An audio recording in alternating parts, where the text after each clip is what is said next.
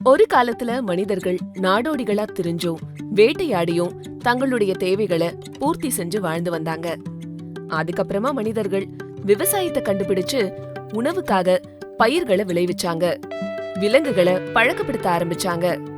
இது மனிதகுல வரலாற்றுல புரட்சிகரமான மாற்றங்களை உருவாக்க ஆரம்பிச்சது. விவசாயம் மனிதர்களின் வாழ்க்கையில மட்டுமில்லாம புவியில இருக்கக்கூடிய பிற உயிரினங்களின் வாழ்க்கையிலையும் எண்ணற்ற தாக்கங்களை ஏற்படுத்தி இருக்கு. மனிதர்கள் கண்டுபிடிச்ச இந்த விவசாயத்தின் மூலமா உலகெங்கிலும் இருக்கக்கூடிய கோடிக்கணக்கான மக்களுக்கு தேவையான உணவு உற்பத்திக்காக நிலங்களை பண்படுத்தும் திறமைய பெற்றாங்க. இதன் காரணமா உலகத்துல இருக்கக்கூடிய பல நூறு கோடி மக்களுக்கு தேவையான உணவுப் பொருட்களின் உற்பத்தி செய்யப்பட்டது. ஆனா இந்த மிகப்பெரிய உற்பத்தி முறை நமக்கான பொறுப்புகளையும் அதிகரிச்சிருக்கு. காலநிலை மாற்றமானது 2030ஆம் ஆண்டுக்குள்ள சுமார் 10 கோடிக்கும் அதிகமான மக்களை தீவிர வறுமையை நோக்கி தள்ளும் அப்படின்னு உலக வங்கி கணிச்சிருக்கு. தண்ணியையும் வானிலையையும் சார்ந்து இருக்கக்கூடிய நம்முடைய வேளாண் அமைப்பானது இந்த நவீன யுகத்துல இருந்து முன்ன எப்பவும் இல்லாத அளவுக்கு பல்வேறு சவால்களை இப்ப சந்திச்சுக்கிட்டு இருக்கு. தற்காலத்துல விவசாயமானது புவியில இருக்கக்கூடிய சுமார் 40% நிலப்பரப்பையும் 70% நன்னீரையும் பயன்படுத்துது. இதுல 80% நிலம் கால்நடைகளுக்காக மட்டுமே பயன்படுத்தப்படுது. பயிர்கள் செழிப்பா வளர வளர மண்ணும் தண்ணியும் ஒளியும் மட்டும் இருந்தா போதாது, சாதகமான பருவநிலையும் தேவை. காலநிலை மாற்றமானது வானிலையில ஏற்படுத்தக்கூடிய மாற்றங்களை கணிக்க முடியாத அளவுக்கு இப்ப சிக்கலாக்கி இருக்கு. அதுல கடும் தாக்கத்தை ஏற்படுத்தி இருக்கக்கூடிய காலநிலை மாற்றமானது பயிர் வளர்ச்சிக்கும் உணவு பாதுகாப்புக்கும் மிகப்பெரிய அச்சுறுத்தலா இருக்கு. அதிதீவிர கனமழை மற்றும் சுட்டெரிக்கும் வெப்ப அலைகள் போன்ற தீவிரமான காலநிலை நிகழ்வுகள் ஒரு சில மணி நேரங்கள்லயே பயிர்களை சீரழிக்கக்கூடிய வல்லமை வாய்ந்தவை.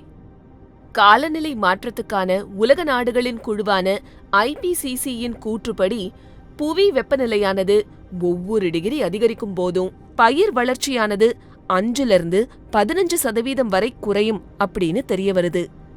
மேலும் உயரக்கூடிய வெப்பநிலை காரணமா விதைகளின் முளைக்கும் திறன் குறையறது மட்டும் இல்லாம உணவுப் பொருட்கள் வேகமா கெட்டு போறதன் காரணமா உணவு ஒவ்வாமை அதிகரிக்குது. பயிர்களின் உற்பத்தி அளவுல மட்டும் இல்லாம அதிகரிக்கும் வெப்பநிலையானது பயிர்கள்ல இருக்கக்கூடிய அத்தியாவசிய விட்டமின்கள் மற்றும் கனிமங்கள் போன்ற ஊட்டச்சத்துக்களையும் குறைக்குது. பயிர்கள்ல அதிகரிச்சுட்டு வர இந்த ஊட்டச்சத்து குறைபாடு பயிர்கள்லயும் அதை சார்ந்து வாழக்கூடிய உயிரினங்களின் உடல் நலன்லயும் கடுமையான பாதிப்புகளை ஏற்படுத்துது. மேலும் தொடர்ந்து அதிகரிச்சுட்டு வர கார்பன் டை ஆக்சைடு ஆனது அத்தியாவசிய பயிர்களான நெல் மற்றும் கோதுமையில இருக்கக்கூடிய இரும்பு சத்த 17% அளவுக்கும் துத்தநாத சத்த 30% அளவுக்கும் 2050ஆம் ஆண்டுக்குள்ள குறைக்கும் அப்படின்னு ஒரு ஆய்வுல கண்டுபிடிக்கப்பட்டிருக்கு. ஒரு காய் இல்லனா ஒரு பழத்துல என்னென்ன ஊட்டச்சத்துக்கள் என்ன அளவுல இருக்கு அப்படின்னு சொல்லப்படுறத நீங்க கேட்டிருப்பீங்க. ஆனா புவி வெப்பமயமாகறதுனால இந்த ஊட்டச்சத்துக்கள் குறைஞ்சு வர்றதுனால முன்னாடி குறிப்பிட்ட ஒரு காய்கனிய உண்டு நீங்க பெற்ற அதே ஊட்டச்சத்தை இனி நீங்க பெற முடியாது. இதுக்காக நீங்க கூடுதலா உண்ண வேண்டியிருக்கும். இது உணவு தேவைய இன்னும் அதிகரிக்கும். காலநிலை மாற்றமானது மகரந்த சேர்க்கை போன்ற முக்கியமான செயல்களை பாதிக்கிறதன் மூலமா சுற்றுச்சூழல் அமைப்புகளின் நுட்பமான சமநிலைய சீர்குலைக்குது. காலநிலை மாற்றத்தின் தாக்கம் விவசாயத்துல மட்டும் இல்ல, அதிகரிச்சுட்டு வரக்கூடிய வெப்பநிலையானது கடல்களை அமிலமாக்கி மீன்வளம் மற்றும் கடல் சார்ந்த சூழலியல் அமைப்புகள்லயும் கடுமையான பாதிப்பை ஏற்படுத்தி புரதச்சத்துகளின் முக்கிய ஆதாரமா விளங்கக்கூடிய கடலோர சமூகங்கள்லயும் சேதத்தை ஏற்படுத்திட்டு வருது. ஆனா இவ்ளோ அச்சுறுத்தக்கூடிய வகையிலான கணிப்புகள் இருந்தாலும் இதுக்கு நடுவுல ஒரு நம்பிக்கை ஒளி இருக்கு. கவலைப்பட வேண்டாம்.